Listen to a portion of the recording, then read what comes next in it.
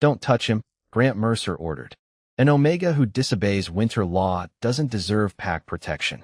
Evie Carter tightened both hands around the rescue rope and looked down into the frozen ravine. 40 feet below, a massive black wolf lay trapped between two shelves of ice. One silver gray eye fixed on her through the blowing snow. Then I guess we're both on our own, she said. The wind tore the words away, but the wolf heard them. His chest rose once, shallow and uneven, and something beneath Evie's left wrist burned like a match struck under her skin. She gasped. A thin crescent-shaped mark appeared where there had never been one before. Mate bond. Impossible. Omegas like her did not receive sacred signs. Not rejected Omegas. Not women who had spent 3 years living beyond pack borders in an abandoned ranger cabin because the Alpha Council had decided her weak scent made her useless. Behind her, Grant's men shifted uneasily. Evie, Grant warned, softer now, as though kindness could hide the threat in his voice. That animal could be rogue. She stared down at the wolf. Blood darkened the snow beneath his shoulder, but it was the shard buried there that caught her attention. Silver, not a hunter's bullet. A narrow blade engraved with a black crown. Royal markings. Her heart stumbled. Somewhere in Montana, the Alpha King ruled every northern pack from Blackthorn Citadel. His symbol was not supposed to be lodged in the body of a dying wolf. Go back to your cabin, Grant said. Leave this to warriors. Evie glanced over her shoulder. 6 men stood safely above the ravine, wrapped in heavy coats, none of them moving closer to the edge. You've been standing there 10 minutes. Grant's jaw hardened. That's enough. No, she said. It isn't. She secured the rope around a pine trunk, clipped it to her harness, and stepped backward over the ledge. Snow sprayed beneath her boots as she descended. The cold bit through her gloves. Halfway down, the wolf lifted his head and bared his teeth. Even injured, he was enormous, nearly 5 feet at the shoulder, with black fur threaded by frost. Easy, Evie whispered. His growl deepened. You can bite me later. She lowered herself onto the narrow ice shelf beside him. First, you stay alive. The wolf's gaze locked on hers, sharp and strangely aware. Not animal awareness. Something older. Commanding. For one breath, Evie felt the crushing weight of a royal presence, the kind that forced weaker wolves to bow. Her knees nearly gave out. Then his head dropped against the ice. She crawled closer and reached for the silver shard. The moment her palm touched his chest, the mark on her wrist flared bright beneath her glove. The wolf's eyes snapped open. A pulse moved through her. Not pain, not fear, but recognition. Far away, beyond the mountains, every alarm bell inside Blackthorn's citadel began to ring. Evie did not know that. She only knew the dying wolf had stopped fighting her touch. Above them, Grant shouted her name. Below, the ice cracked. And deep inside the wolf, a man who had trusted no one for years formed one clear thought. Mine to protect. The ice gave way beneath Evie's left boot. She slammed one hand against the ravine wall and caught the rescue rope before the drop could take her. Above, Grant shouted, cut loose and climb back up. Evie looked at the wolf pressed against the fractured shelf. Not without him. The animal tried to rise, but his injured shoulder folded under his weight. A low sound rolled from his chest, more warning than pain. I know, Evie said, breathing hard. You hate this plan. So do I. She looped the spare strap beneath his body, keeping her movements slow. The wolf watched every motion, his silver-gray eyes far too focused for a wild animal. When Grant's men began hauling the rope, the shelf cracked again. Evie pulled the wolf against her and covered his head as ice broke away beneath them. For one terrible second, they swung over darkness. Then the rope tightened, dragging them toward the rim. The moment Evie reached solid ground, Grant grabbed her arm. The wolf surged forward with a snarl so deep that every pack warrior stepped back. Grant released her. Control that thing. Evie crouched beside the wolf. He is injured, not stupid. Grant stared at the black crown engraved on the silver shard. Where did you find that? In his shoulder. Give it to me. Evie closed her fist around it. No, the word surprised even her. Omegas did not refuse an alpha in front of witnesses. Grant's expression hardened. You are already outside pack law. Then pack law cannot tell me what to do. For a moment, the storm was the only sound. The wolf moved between them, favoring one leg, but standing tall enough to make Grant look small. His scent reached Evie through the cold, pine smoke, winter air, and something darkly familiar. The mark beneath her glove pulsed once. Grant noticed her reaction. "What happened to your wrist?" "Nothing. Evie." The wolf snapped his teeth at the sound of her name in Grant's mouth. Grant's men reached for their weapons. Evie stepped in front of the animal. "Nobody touches him." Grant gave a humorless laugh. "You are protecting a rogue. I am protecting a patient." She dragged an old utility sled from beside the trail and helped the wolf onto it. He resisted until she placed one hand against his neck. Then, impossibly, he lowered himself. Grant watched with open suspicion. "That is not normal." Evie met his eyes. "Neither is leaving something to freeze because you are afraid of it." She pulled the sled the half-mile to her cabin while Grant and his men remained behind. By the time she got the wolf inside, her arms shook from exhaustion. She locked the door, fed the fire, and spread blankets beside the hearth. The wolf refused water from a bowl, so she poured some into her palm. He drank only after staring at her for several long seconds. "You have trust issues," she murmured. His ear flicked. "Fine. So do I." She cleaned the wound and studied the silver shard beneath the kitchen light. The royal crown had been scratched through with 3 deliberate lines, the mark of treason under Northern Pack law. A knock struck the front door. The wolf rose instantly. "Evie," Grant called from outside. "Open up. We found blood on the East Trail, and it does not belong to an ordinary wolf." The animal moved in front of her, blocking her from the door. Then he nudged the shard from her hand, pushed it beneath the floor rug, and looked straight at her. Evie went still. Wild wolves did not hide evidence. Another knock shook the frame. Grant's voice dropped. "There is something in that cabin carrying royal scent." Behind Evie, the injured wolf stood taller, and every window in the room began to tremble with the force of his growl. Evie pressed one finger to her lips, though the wolf did not need the warning. He had already gone silent. Outside, Grant waited beneath the porch light while snow gathered on his shoulders. "Open the door," he called again. "That is an alpha order." Evie looked at the massive animal standing between her and the entrance. His injured leg trembled, but his gaze never left the lock. "You are going to tear that wound open," she whispered. The wolf glanced at her, then deliberately lowered himself beside the wood stove. It was almost convincing. Almost. Evie pulled the rug over the hidden silver shard, wiped the blood from her hands, and opened the door 6 inches. Grant leaned closer. 2 Frost Ridge warriors stood behind him, scanning the cabin. "You took your time," he said. "I was changing. I can smell blood. You watched me drag an injured wolf half a mile through a storm." Grant's eyes narrowed. "Let us see him." Evie did not move. "He is resting. Rogues do not rest inside pack territory. This cabin is outside your southern marker. You still answer to Frost Ridge." The old words hit harder than she expected. 3 years ago, Grant had stood before the pack and declared that her weak scent made her a burden. Now he wanted obedience from the woman he had cast out. Evie opened the door another inch and met his stare. "You cannot exile me when I am inconvenient and claim me when you need something." One of the warriors looked away. Grant did not move. Behind Evie, the wolf released a quiet rumble. Grant went still. The sound did not fill the room. It pressed into it, heavy with authority. Both warriors lowered their eyes before they seemed to realize what they were doing. Grant's face changed. Not fear. Recognition. "That is no rogue," he said. Evie tightened her grip on the door. "Then you have even less reason to threaten him." A distant howl rose from the ridge. Another answered from the west.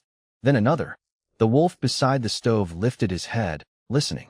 His ears turned toward sounds Evie could barely hear. Grant stepped back onto the porch and checked his phone. The color drained from his face. "What happened?" Evie asked. He hesitated, and that alone told her the news was bad. Blackthorn Citadel issued an emergency order 20 minutes ago. About what? Alpha King Rowan Blackthorn is missing. The room seemed to shrink. Evie felt the crescent mark beneath her glove pulse once, hard enough to make her fingers numb. Grant continued, watching her carefully. His convoy was attacked near the northern pass. The Royal Guard found his vehicle, but not his body. Evie's eyes drifted toward the wolf. He was staring at Grant's phone, not at the man holding it, at the photograph glowing on the screen. Rowan Blackthorn stood in a dark formal coat, broad-shouldered and severe, with black hair and the same silver-gray eyes fixed on the camera. Evie stopped breathing. Grant followed her gaze. The wolf bared his teeth at the image, then struck the floor once with his paw. He understands, Grant said. Evie forced herself to look away. Some wolves recognize faces, not newspaper photographs. Grant pushed the door wider before she could stop him. The wolf rose. Pain flashed through his body, but the shift in the room was immediate. The Frost Ridge warriors bowed their heads. Even Grant's shoulders dipped beneath an instinct older than pride. Evie felt it too, a wave of command so powerful that her knees threatened to bend. She stayed upright. The wolf looked at her first. Only her. Grant whispered, "What did you bring into this cabin?" Evie had no answer. Later, after she finally forced Grant and his men back into the storm, she locked every window and placed the royal photograph on the floor. The wolf limped toward it. "Is that you?" she asked. He stared at Rowan's face, then at her. One blink for yes. Nothing happened. Evie let out an unsteady breath. Good, because that would be insane. The wolf blinked once. Before she could move, his body arched as a faint golden light traveled beneath his fur. Bones shifted without breaking. Black paws became human hands against the floorboards. A man appeared beside the dying fire, barely conscious and wrapped in the torn remains of a royal coat. His fingers closed around Evie's wrist. His eyes opened, silver and furious. "Do not call them," Rowan Blackthorn said. Evie stared at the man on her floor, her pulse beating against his grip. "You are Rowan Blackthorn." His fingers tightened once, then loosened as if even that small movement cost him. "Keep your voice down. Grant is half a mile away, and the storm is shaking the windows. I think we are safe from eavesdropping." Rowan tried to push himself upright. The effort lasted 3 seconds before his injured shoulder gave out. Evie caught him under the arm and guided him against the side of the couch. He was colder than he should have been, even after an hour near the stove. "Do not touch the wound," he said. "I already pulled royal silver out of it." His eyes sharpened. "Where is the blade?" Evie glanced at the rug. "Hidden. Destroy it. Not until you tell me why it carries the mark of treason."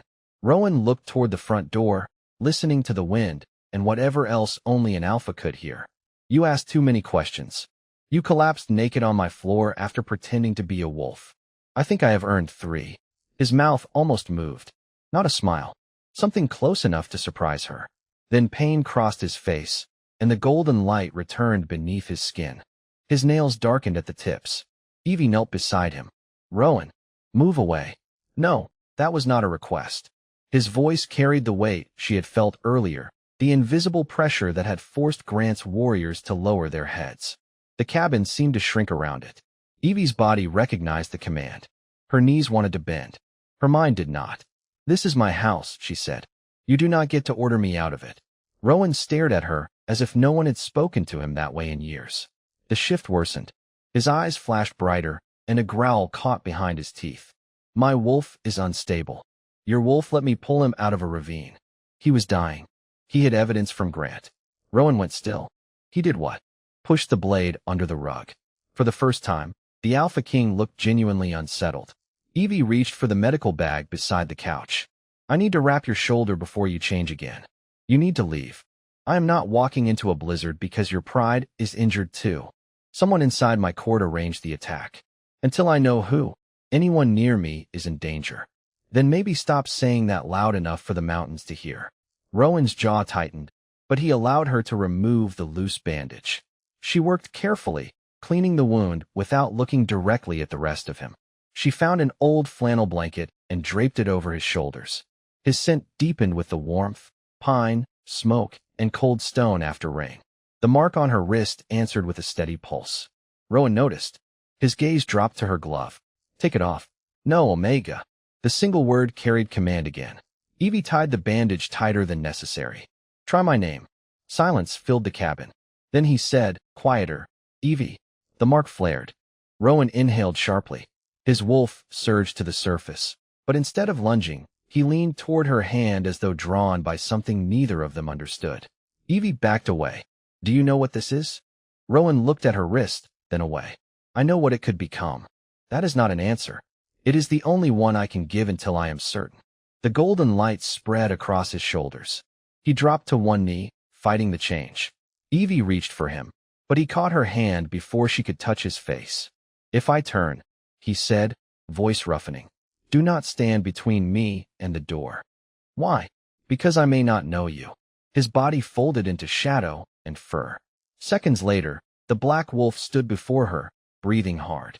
Evie slowly stepped toward the front door to test him. The wolf moved first. He planted himself across the threshold, blocking her path. You told me to leave. He stared at her. And now you will not let me. One ear flicked. Evie folded her arms. Your communication skills are terrible in both forms. The wolf lowered his head, pressed it against her palm, and closed his eyes. The mate mark burned warm between them. Then a vehicle engine growled somewhere beyond the trees. Rowan's head snapped up. 3 sets of headlights appeared through the snow, moving toward the cabin without pack signals. The wolf stepped in front of Evie, and this time his growl held one clear warning. The people who had tried to kill the king had found him. Rowan moved before the headlights reached the porch. He caught the back of Evie's coat between his teeth and pulled her away from the front window. I understand, she whispered. No silhouettes. The wolf released her and turned toward the kitchen. Evie followed his gaze to the narrow pantry door. Behind it, an old service hatch opened into the crawl space beneath the cabin. You will not fit. Rowan stared at her. Right? Stupid question. Engine stopped outside. Doors opened. No one announced a pack name. That frightened Evie more than shouting would have. Northern wolves followed protocol, even when they hated each other. Strangers who approached in silence did not expect to explain themselves later. She grabbed the silver shard from beneath the rug, wrapped it in a dish towel, and slipped it into her coat pocket. Rowan nudged her toward the pantry again. I am not hiding while you can barely stand. His growl sharpened. You can argue after we survive. A fist struck the front door. Miss Carter, a man called. Royal security. Open immediately. Rowan's ears flattened. Evie lowered her voice.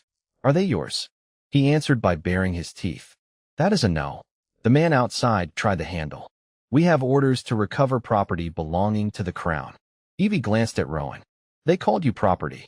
The wolf looked offended enough to be healthy. She almost smiled. Then the lock splintered. Evie opened the pantry hatch and pointed down. Go through the crawl space. It comes out behind the wood shed. Rowan did not move. I will follow. Still nothing. Rowan.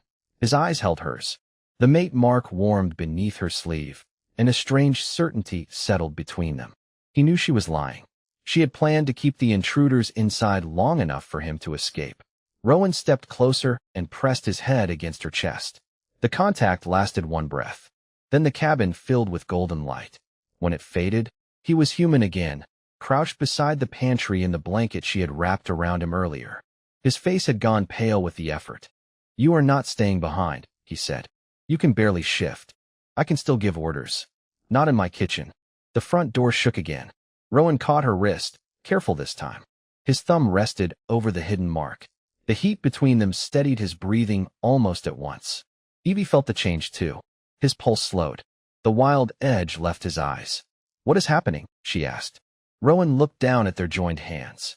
Your scent is anchoring my wolf. My scent is barely noticeable. To others. The words landed softly, but they changed the room. Evie had spent years hearing that she carried no value and Alpha could recognize. Rowan spoke as if her scent were the only thing keeping him whole. Another blow struck the door. The bond, Evie said. Is it real? It has not fully formed. That was not what I asked. Rowan's expression closed. A royal mate bond must be examined before the council. Examined. The mate of an Alpha king affects succession, treaties, and every pack under the crown. Evie pulled her hand free. So this is political. Everything near the throne becomes political. Even me. Silence answered first. The doorframe cracked. Rowan reached for her again, but Evie stepped back. Are you staying close because you choose to, or because your wolf cannot function without me? Something moved behind his eyes. Hurt, maybe. Or guilt. I do not know yet. The honesty cut more deeply than a lie. Before Evie could respond, the front door burst inward and 3 men in white winter gear entered the cabin. None wore royal insignia. The first raised a silver restraint and said, Step away from the Omega, your majesty. Rowan placed himself between them. His voice dropped into the calm, cold tone of a king. You entered her home without permission. The men froze as Alpha authority filled the cabin. Rowan swayed, but he did not fall. Leave, he ordered. One man took a step back. The leader did not. He looked at Evie and smiled. The council said she was important. Rowan's eyes turned silver. The council does not know she exists. The smile vanished, and Evie understood the hidden truth at the same moment Rowan did. Whoever had sent these men had known about her before he ever fell into the ravine. The leader lifted the silver restraint, but Rowan's voice stopped him cold. Put it down. The command rolled through the cabin with enough force to rattle the cups above the sink. Two men obeyed at once. The leader fought it, his arms shaking as he tried to keep the restraint raised. Rowan stood between Evie and the intruders, pale beneath the strain, but every inch of him looked royal. Who sent you? He asked. We answer to the crown. I am the crown. The man's confidence slipped. Evie reached into her coat and closed her hand around the wrapped silver shard. The mate mark pulsed, not with warmth this time, but warning. Rowan felt it too. His head turned slightly toward her. The metal, she whispered. It smells the same. One of the men glanced at her pocket. That was all the confirmation Rowan needed. He crossed the room before they could react, knocked the restraint aside, and drove the leader against the wall with one hand at his collar.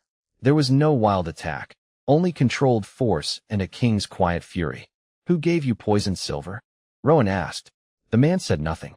Outside, a howl rose through the storm. Then another answered from the ridge. Grant's patrol was coming back. The intruders exchanged nervous looks. They had expected an injured king and an isolated Omega. They had not expected witnesses. Back exit, Evie said. The two younger men ran for the kitchen door. Rowan released the leader just long enough for him to follow. He did not chase them. The moment they disappeared into the snow, his knees gave way. Evie caught him before he hit the floor. Golden light flashed over his arms, then vanished. His wolf was trying to surface and failing. Stay with me, she said. That sounded like an order. You are in my cabin. We covered this. His mouth lifted faintly before pain tightened his expression again. Grant burst through the damaged doorway with 4 warriors behind him. He stopped when he saw Rowan. Every man in the room dropped to one knee. Your Majesty, Grant breathed. Rowan's hand closed around Evie's sleeve. No one takes her. Grant looked from the king to Evie, then to the broken silver restraint on the floor. Who were they? Men who knew too much. Rowan forced himself upright. Seal the east road. Do not report my location through royal channels. Grant hesitated. The Citadel is demanding updates every 15 minutes. Then miss one.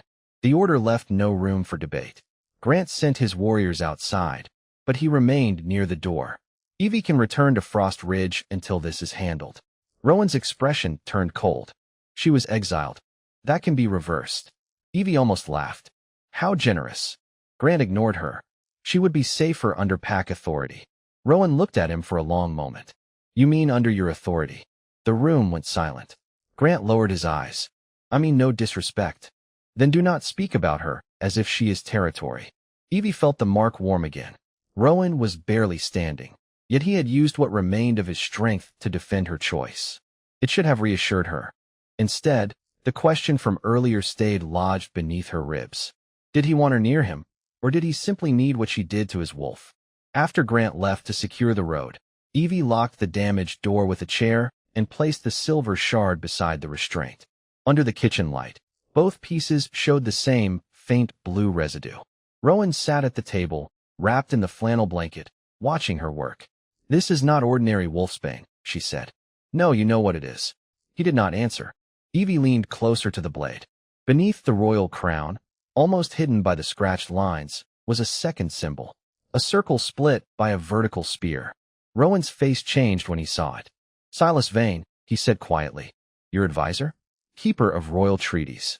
He controls access to the Citadel armory. Evie looked at the poisoned metal. Then why would he send men who knew about me? Rowan's gaze moved to her wrist. Because I was not the first person looking for you. Before she could ask what that meant, headlights swept across the broken front window. A single truck stopped outside. This time, someone knocked twice, paused, then knocked once more. Evie recognized the pattern. She opened the door to Noah Hayes, the only doctor who had ever treated her like she belonged. He stepped inside, saw Rowan at the table, and went completely still. Then he looked at Evie with fear instead of surprise. Tell me you did not let anyone contact the Citadel. We did not. Noah shut the door behind him. Good, because the royal order changed 10 minutes ago. He pulled out his phone and showed them the alert. The reward was no longer for Rowan's safe return. It was for recovery of the king, alive or dead. Beneath it was a second notice. Evie Carter was listed as an accomplice. Noah set his phone on the table, and Evie read the notice twice before the words felt real. Her name. Her photograph. Accomplice to the attempted murder of the Alpha King. That picture is 3 years old, she said. They used my Frost Ridge registry file. Noah nodded, which means someone accessed sealed pack records. Rowan looked at Grant's abandoned tracks beyond the window. Mercer. Maybe, Noah said. Or someone with authority over every regional alpha. Evie folded her arms against the cold creeping through the broken door. Silas Vane. Rowan said nothing, but his silence carried agreement. Noah unpacked his medical bag and examined the blue residue on the silver. This compound interrupts the connection between a wolf and its human side. Too much of it, and the wolf takes over permanently. Evie glanced at Rowan. That is why you cannot control the shift. Partly. The answer came too quickly. She heard what he left out. What is the other part? Rowan looked toward Noah. Give us a minute. Noah hesitated, then stepped into the pantry to gather clean water. Evie waited until the door closed. You knew about me before the ravine. Rowan's face tightened. Yes. How long? 6 months. The cabin seemed colder. Evie reached for the silver shard, needing something solid beneath her fingers. A folded paper slipped from the inner lining of Rowan's damaged coat and landed near her boot. A black royal seal marked the front. Her name was written beneath it. Evelyn Carter. Rowan stood too fast. Do not open that. Evie broke the seal. The document was a royal protection decree, and signed but complete. It ordered Frost Ridge to surrender her into Blackthorn custody and identified her as the last confirmed descendant of the Winter Heartkeepers. What is this? She asked. Rowan stayed still. Your mother belonged to an old Omega bloodline. My mother sold herbal soap at county fairs. She also saved my father when his wolf began consuming his mind. Evie looked down at the decree. That is impossible. She disappeared before the court could question her. Silas spent years erasing every record of what happened. Rowan stepped closer, careful not to crowd her. I came north to find out whether you inherited her gift. The mark beneath Evie's sleeve burned, but this time it felt less like belonging and more like a warning. So you did not come because of the attacks. The attacks began after I requested your sealed file. You were looking for a cure. I was looking for the truth. About my blood. About what Silas was willing to kill to hide. Evie laughed once, without humor. That is a very royal way of avoiding the question. Rowan's eyes held hers. My wolf has been unstable for years. Your mother's records suggested her line could anchor an alpha near Wolffall. So when you found me in that ravine, you already knew who I was. I recognized your scent. The words landed harder than she expected. Every quiet moment beside the stove, every time he had pressed close to her hand, every look she had mistaken for trust shifted into something uncertain. Was any of it real? She asked. Rowan's voice softened. Yes. Which part? He opened his mouth, then stopped. Evie waited. The Alpha King who could command an entire room had no answer ready for one Omega in a damaged cabin. If I had not pulled you out of that ravine, she said, would you still have come looking for me? Rowan looked at the protection decree between them. His silence lasted only a few seconds, but it was long enough. Evie folded the paper and placed it against his chest. That is what I thought. She walked toward the back room. Rowan caught her wrist, then released it immediately, as if he had remembered she was not his to hold. Evie, the decree was meant to protect you. She looked at him over her shoulder. You should have asked whether I wanted protection from you. Before Rowan could respond, Noah returned from the pantry holding a small metal case he had found beneath the loose floorboards. Evie recognized her mother's initials carved into the lid. Noah opened it. Inside lay a faded photograph of her mother standing beside the previous Alpha King. On the back, one sentence had been written in her mother's hand. The Blackthorn wolf was never cursed. Someone inside the throne room made him that way. Rowan read the sentence on the back of the photograph and went completely still. My father believed the instability came from our bloodline, he said. Noah studied the image under the kitchen light. Your father was wrong. Or someone needed him to believe he was. Evie took the photograph back. Her mother looked younger than Evie remembered, standing beside King Alistair Blackthorne outside the old royal clinic. One hand rested on a wooden case marked with the same Winter Heartkeeper symbol carved into the metal box. "She never told me any of this," Evie said. "She told me to stay away from royal packs." Rowan's expression tightened. She had reason. Before Evie could answer, a sharp howl rolled across the mountain. Rowan turned toward the window. A second howl followed, then a third, disciplined and close. "Royal Guard," he said. Noah moved to the damaged door. "How did they find us?" "They may not have." Rowan listened again. "That is Madeline Cross." Relief flickered across his face, but it did not last. "She should be 200 miles south." Black vehicles emerged through the snow and stopped around the cabin in a perfect half-circle. 12 guards stepped out wearing dark coats with the Blackthorn crest. Their commander was a tall woman with auburn hair pulled into a tight braid. She approached alone, removed her gloves, and knocked against the broken frame. "Your Majesty," she called. "I know you are inside." Rowan shifted his weight, fighting another wave of weakness. Evie noticed and hated that her body responded before her anger did. She stepped closer. The mate mark warmed, and his breathing steadied. Rowan looked at her, gratitude mixing with something more painful. "This does not erase what you hid," she said quietly. "I know." He opened the door. Madeline Cross entered, saw Rowan wrapped in an old flannel blanket, and immediately dropped to one knee. Then her eyes moved to Evie. "You found him." "He found my ravine," Evie said. Madeline rose. "The Citadel is near collapse. 3 regional alphas are demanding proof that the king is alive. Silas Vane has called an emergency council for tomorrow morning." Rowan's voice turned cold. "Silas does not have that authority. He does while you are missing." Madeline glanced at the poisoned silver on the table. "And the official report says she attacked you." Evie gave a tired laugh. "That was fast." "It was effective," Madeline said. "Half the Alliance already believes it." Rowan stepped in front of Evie. "Then half the Alliance is wrong." Madeline's gaze dropped to his bare wrist, then to Evie's gloved hand. She inhaled once, catching the scent neither of them could hide anymore. "There is a bond." Rowan did not answer. Evie did. "There is a mark."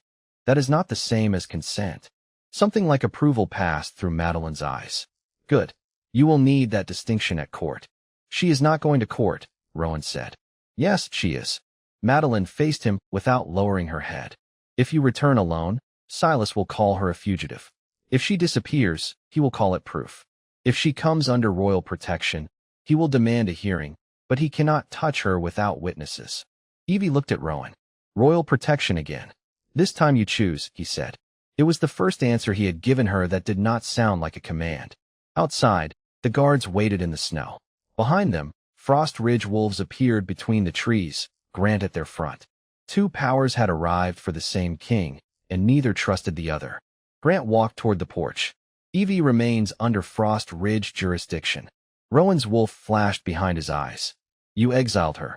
I can restore her standing. You cannot restore what you never had the right to take." The royal guards went silent. So did Grant's men. Rowan stepped onto the porch despite his weakness and placed himself beside Evie, not in front of her. "Evelyn Carter travels under her own authority," he said. "Anyone who attempts to claim otherwise answers to me." Grant's face tightened. Madeline lowered her voice near Evie. "An Alpha King does not publicly challenge another Alpha over an unclaimed Omega unless he is prepared to change pack law." Evie watched Rowan hold himself upright while the storm pulled at the blanket around his shoulders. He had defended her, but the hurt between them remained. "I will go to the Citadel," she said. Rowan turned toward her. "Not because you ordered me. Not because of the bond. I am going because my mother left the truth there." He inclined his head. "Understood." Madeline opened the rear door of the nearest vehicle. Rowan started toward it, but his wolf surfaced with a sudden growl. He stopped, looked back at Evie, and refused to take another step until she moved beside him. Madeline watched the exchange carefully. "The council will see that," she warned. Evie met Rowan's silver eyes. "Then they had better learn to look at me too." Far beyond the ridge, the bells of Blackthorn's citadel began ringing again. This time, they were not announcing the king's disappearance. They were warning the royal pack that he was coming home with an Omega no one had expected him to choose. Blackthorn's citadel rose from the mountains like it had been carved out of the storm itself. By the time the convoy reached the main gates, Hundreds of wolves stood along the stone drive in silent rows, ranked by pack, bloodline, and title. Evie felt every eye turn toward her the moment she stepped from the vehicle.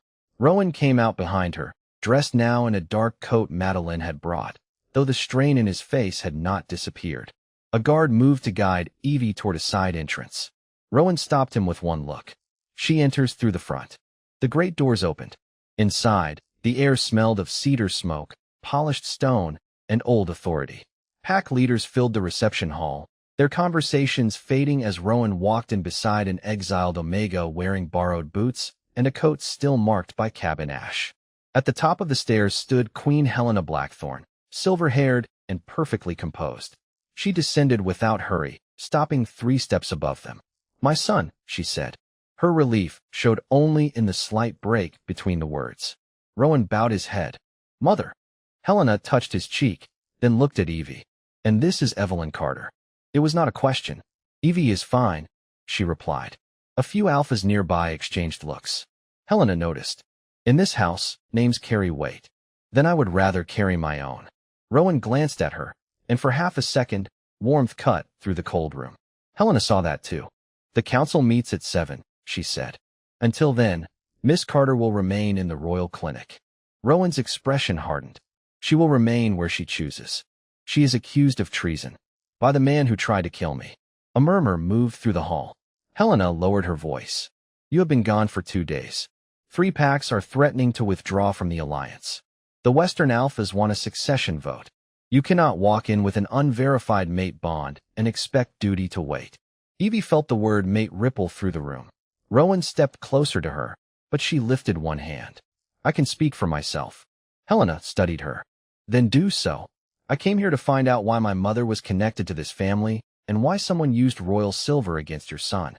I did not come to claim a title." "Titles have a way of claiming people," Helena said. Before Evie could answer, bells sounded from the banquet wing. Madeline leaned toward Rowan. "Silas moved the council dinner forward." Of course he did. The banquet hall held a table long enough to seat 40 pack leaders. Rowan's chair stood at the center beneath the blackthorn crest. The place beside him, traditionally reserved for a future Luna, had been left empty. Evie was seated at the far end near the healers. Rowan noticed immediately. "Move her chair." Silas Vane rose from his place with smooth concern. He was handsome in a careful way, with gray at his temples and a voice made for reassuring nervous rooms. "Your Majesty, until the charges are reviewed, tradition requires distance." Rowan looked ready to overturn tradition with his bare hands. Evie met his eyes and gave one small shake of her head. "Do not fight the wrong battle." He understood, though he did not like it. Dinner began beneath a silence sharp enough to cut. Silas asked about the ambush, the ravine, and the poisoned blade. Every question sounded polite. Every answer was aimed at Evie. "You lived alone beyond pack protection," he said. "Yes. You had access to herbs and compounds. So does every clinic in Montana." A few younger betas hid smiles. Silas continued. "And the king happened to fall near your home." Evie set down her glass. People who plan royal assassinations usually choose better accommodations than a drafty cabin with one working burner. This time, several people laughed openly. Rowan almost did. Silas did not. He reached into a leather case and placed the silver shard on the table. "Then perhaps you can explain why your fingerprints were found on the weapon." The room went still. Rowan's gaze snapped toward Madeline. "That evidence was sealed." Silas smiled faintly. "Not from the council." Evie looked at the blade, then at the empty chair beside Rowan. She finally understood the game. This was never only about proving her guilty. It was about making Rowan choose between defending her and appearing too compromised to rule. Silas turned to the gathered alphas. "Until we know what influence Miss Carter holds over our king, no one in this room can be certain his decisions are his own." Rowan rose slowly. His wolf pressed against the surface, furious and weak. Evie felt the mate mark flare beneath her sleeve. Then Silas placed a second object beside the blade, her mother's winter heartkeeper seal. "This was recovered from the site of the attack," he said. Evie stared at it. She had left that seal locked beneath her cabin floor. Someone had taken it after they left. Evie stared at her mother's seal and felt the room tilt beneath her. "That was hidden under my cabin floor." Silas folded his hands. "Then perhaps you should explain how it appeared at the attack site." Someone stole it after we left. Convenient. Rowan's chair scraped against the stone as he stood. Enough. His voice cut across the banquet hall, and every wolf in the room went silent. The evidence is contaminated. No ruling will be made tonight. Silas lowered his head with careful respect. Your Majesty, the council has a duty to protect the alliance. And I have a duty to recognize manufactured evidence when it is placed in front of me. A side door opened. Grant Mercer entered wearing formal black, snow still melting on his shoulders. Evie's stomach dropped. Silas turned toward him. Alpha Mercer, did Evelyn Carter ever express anger toward the crown? Grant looked at Evie for one long second. Yes. Did she resent pack authority? Yes. Did she hide the king's presence from your patrol? Grant's jaw tightened. Yes. Murmurs spread along the table. Evie rose. You watched me pull him out of the ravine. I saw you remove royal silver from his body, Grant said, and refused to surrender it. Because you demanded it before anyone knew who had used it. Silas lifted one hand. The witness has answered. Rowan moved away from the table. The strain of controlling his wolf showed in the set of his shoulders. Grant, look at me. Grant obeyed. Did you see Evie harm me? No. Did she save my life? A pause. Yes. Silas interrupted smoothly. A staged rescue can still be part of an attack. Rowan turned on him. Speak over me again, and you will leave this council without a title. The threat was quiet, but no one doubted it. Silas sat down. Evie expected Rowan to clear the room, expose the false evidence, or place her beside him where everyone could see that he believed her. Instead, he faced Madeline. Take Miss Carter to the East Tower. Evie stopped breathing. Madeline did not move. Your Majesty. Now. The word struck harder than any accusation. Evie looked at Rowan. You are locking me up. The tower is secure. That was not what I said. There are people in this room who want you removed before morning. So your answer is to remove me for them? Rowan stepped closer, lowering his voice. I need time. You had time at my cabin. You used it to hide the truth. The mate mark burned beneath her sleeve, sharp and cold. Rowan felt it. His face changed, but the council was watching, and the king returned to his eyes before the man could speak. Madeline will protect you. Evie laughed softly. You keep calling cages protection. Helena rose from her seat. Miss Carter, this is temporary. That is what powerful people always say when the door locks from the outside. No one answered. Madeline approached, leaving enough distance to show she would not touch Evie without permission. I will walk with you. Evie looked at Rowan one final time. Do you believe I attacked you? No, then say it to them. His silence lasted only a moment, but the entire room heard it. Rowan was calculating alliances, witnesses, and whatever trap Silas had prepared. Evie only heard the same silence he had given her at the cabin. She turned away. The East Tower stood beyond a narrow stone corridor, separated from the royal wing by two locked gates. Madeline opened the final door and handed Evie the key from the inside. He ordered guards outside, not inside. That is supposed to make me feel free? No, Madeline said. It is supposed to keep you alive. Evie entered the room, and the door closed behind her. She leaned against it until the sound of Madeline's steps faded. The chamber was old, colder than the rest of the citadel, with a narrow bed and one tall window overlooking the mountains. Near the baseboard, beneath layers of dust, Evie noticed a carved circle split by a vertical line. The winter heartkeeper symbol. She knelt and traced it with her fingers. A faint click came from the wall. Then a woman's voice spoke from the darkness beyond it. Your mother stood exactly where you were standing. Evie froze. A hidden panel opened 3 inches. One gray eye appeared in the gap.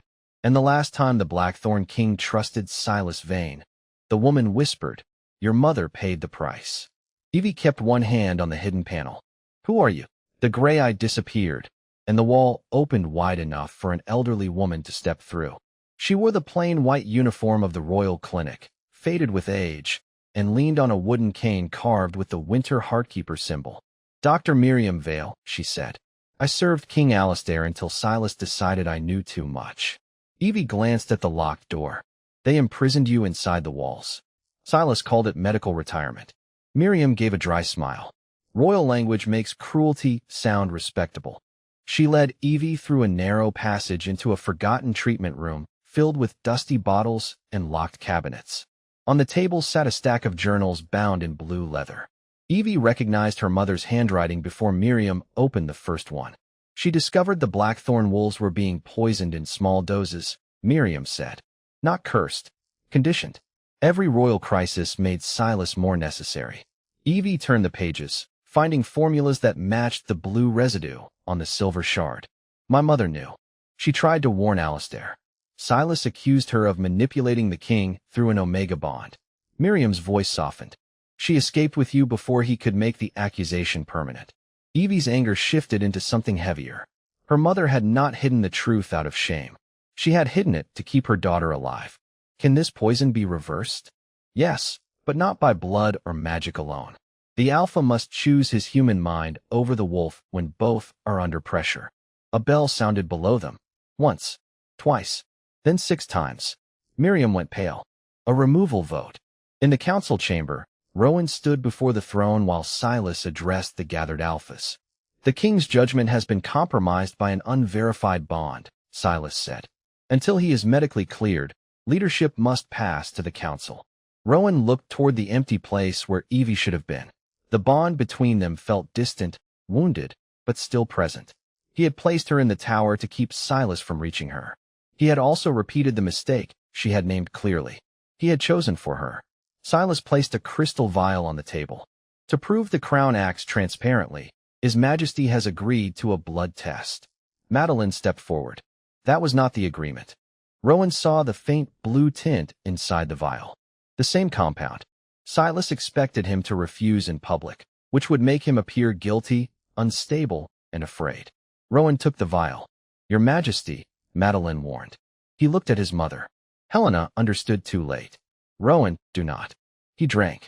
The effect came quickly.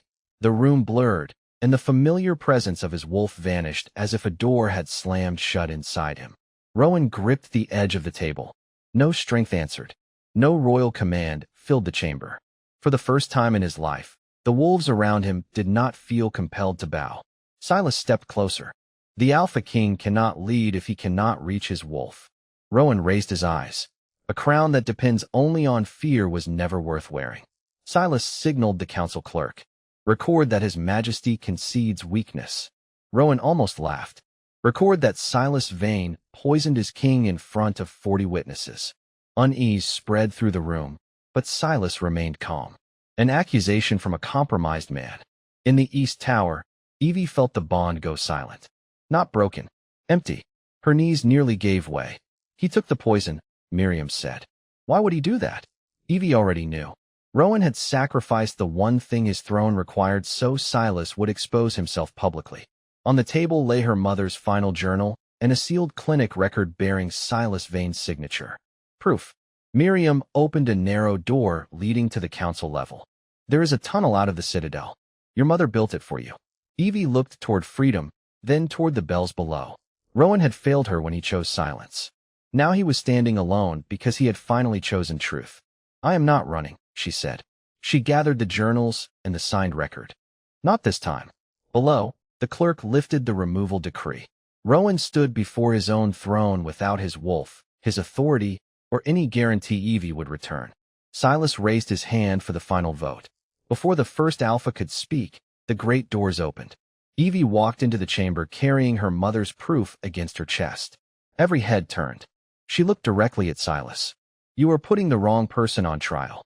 Evie crossed the council chamber without slowing, though every alpha in the room watched her like she had walked through a locked door. She placed the blue journals and the sealed clinic record on the table before Silas. My mother documented every dose given to King Alistair, she said. The formula matches the poison used on Rowan. Silas barely glanced at the evidence. The writings of a frightened Omega do not outweigh royal records. Then let us use your records. Evie broke the seal and held up the final page. Your signature authorized the compounds. A murmur moved through the chamber. Silas smiled, but tension had reached his eyes. I approved medicine. I did not control how it was administered. You controlled the armory, the royal clinic, and the search orders, Madeline said. She stepped beside Evie and placed a tablet on the table. You also changed the king's recovery notice after his convoy was attacked. Grant shifted near the western delegates. Evie turned toward him. Tell them what Silas promised you. Grant's face hardened. I do not answer to you. Rowan stood several feet away, one hand braced against the throne. Without his wolf, his scent held no command, but his voice remained steady. You answer to the council. Grant looked around the room and realized no one would protect him. He offered Frost Ridge 3 northern territories, he admitted. In exchange for what? Helena asked. For confirming that Evie hated the crown. And the seal taken from her cabin. Madeline pressed. Grant lowered his eyes. My men were ordered to leave the floor hatch open. Silas rose. The testimony of a disgraced alpha proves nothing. You are right, Evie said. So we will prove it another way. She opened her mother's journal to the formula page and carried it to the table where the crystal vial remained. The poison reacts to winter heartkeeper scent. Silas laughed softly. How convenient. Evie removed her glove. The crescent mark on her wrist glowed faintly as she held her hand above the vial. Blue residue climbed the inside of the glass like frost spreading across a window. Several council members stood. Miriam Vale entered through the open doors behind her. Only compounds prepared under my former clinic code react that way, she said. Silas kept that code after he imprisoned me. Silas looked toward the guards. Remove them. No one moved. His authority had vanished before he noticed it. He turned to Rowan. You need me. Without your wolf, the alliance will tear itself apart. Rowan straightened, though the effort showed. Then the alliance will learn whether it followed a king or merely feared an alpha. Silas stepped closer to Evie. And you believe this Omega can restore you? Rowan looked at her, not at the council. She is not my cure. The chamber fell silent. She is not property of the throne, and she does not owe me her blood, her gift, or her bond. She may leave this citadel tonight, and no wolf here will stop her. Evie felt the mark warm, but Rowan did not reach for her. He had finally given her the choice before asking for anything in return. Silas faced the regional alphas. A king who gives an Omega permission to abandon him is no king. He did not give me permission, Evie said. He recognized that I never needed it. She walked toward Rowan and placed her palm over his heart. Nothing happened at first. His heartbeat was slow, human, and uncertain. Do not search for the wolf, she whispered. Remember why you wanted to come back. Rowan closed his eyes. He remembered the cabin fire, her hand offering water, the way she had stood between him and men twice her size. Not because of his crown, because he had needed help. A low pulse moved through the floor. Rowan's eyes opened, silver returning around the edges. Wolves throughout the chamber lifted their heads. Silas backed away. Rowan's authority returned, not as crushing force, but as something steadier. Chosen. Controlled. The guards surrounded Silas while Helena ordered his titles stripped and every record in his office seized. Rowan did not watch him leave. He lowered himself to one knee before Evie. Shock moved through the council. Evelyn Carter, he said, you may walk away, and I will protect that choice. Or you may stand beside me, and I will spend the rest of my reign earning it. Evie looked at the open doors, then at the man kneeling before a throne he had nearly lost. I am not standing behind you, she said. Rowan's mouth softened. I would not ask you to. She held out her hand. Then stand up. We have laws to change. 6 weeks later, the first law Rowan signed did not concern borders, taxes, or succession. It ended the practice of stripping Omegas of pack protection without an independent hearing. The second placed royal clinics under public review. The third declared that no mate bond, even a royal one, could replace consent. Some alphas complained that tradition was being weakened. Rowan answered them from the council floor. Tradition that survives only through fear deserves to end. Grant Mercer lost his title after admitting his role in the false testimony. Frost Ridge received an elected council until a new alpha could earn the pack's trust. Silas Vane was stripped of rank and sent to a remote northern post under guard, where he would spend the rest of his life repairing the clinics he had corrupted. Evie had expected justice to feel louder. Instead, it felt like a locked door finally opening. Queen Helena returned her mother's journals in a wooden case bearing the Blackthorn crest. Your mother deserved to be believed, she said. So did you. Evie accepted the case. Belief that comes late still has work to do. Helena nodded. Then we will do the work. Evie did not move into the royal apartments. She took a small office beside the clinic and refused every title the council offered. When reporters called her the future Luna, she corrected them. My name is Evelyn Carter. Start there. Rowan never corrected her correction. He asked before entering her rooms. He asked before speaking about the bond in public. He asked before taking her hand. That mattered more than every grand promise he could have made. In early spring, they returned to the cabin. Snow still covered the ravine, but water moved beneath the thinning ice. Rowan repaired the broken door while Evie cleaned soot from the stove. "You are hanging it crooked," she said. "I rule 17 packs. None of them taught you how to use a level." He looked at the frame, sighed, and started over. Near sunset, Rowan shifted into his black wolf and walked to the edge of the ravine. Evie joined him with the old rescue rope looped over one shoulder. The crescent mark on her wrist had faded to a soft silver line. It no longer burned when he moved away. The bond had changed after they accepted it freely. It did not pull. It waited. Rowan returned to human form behind a stand of pines and came back wearing jeans, boots, and the flannel coat she had left for him. He picked up the rope. "You kept this. It is still useful." It nearly snapped. "So did you." He laughed, quiet and real. They stood above the place where she had found him, listening to the river wake beneath the ice. "That night, you saved my life," Rowan said.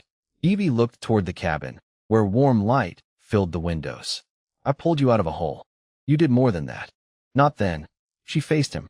"I could keep your heart beating, Rowan. I could not make you honest. I could not make you kind. I could not make you choose the man over the crown." He lowered his eyes. "No, you could not. You had to do that yourself." He took her hand only after she opened it, and you had to decide whether it was enough. Evie thought of her mother, who had run because staying would have cost her daughter everything. She thought of the girl Frost Ridge had called useless, and the woman who had walked into a council chamber carrying the truth. "People think being chosen is the happy ending," she said. "Sometimes the real ending is learning that you were never worthless while you were waiting." Rowan looked at her with the same silver eyes she had seen beneath the ice, only now there was no command in them. "Are you staying?" he asked. The cabin door stood open behind them. No guards. No decree. No bond forcing either of them forward. Evie smiled. "Tonight." Rowan nodded as though one freely given night meant more than forever taken for granted. In wolf form, he followed her home and settled beside the fire on the same worn blanket where he had once fought to survive. Evie left the door open to the cool mountain air. He could have returned to the citadel. He could have run into the forest. Instead, he rested his head beside her boots and closed his eyes. Some love stories begin when fate marks two people. The ones worth remembering begin when both of them are free to leave and still choose to stay.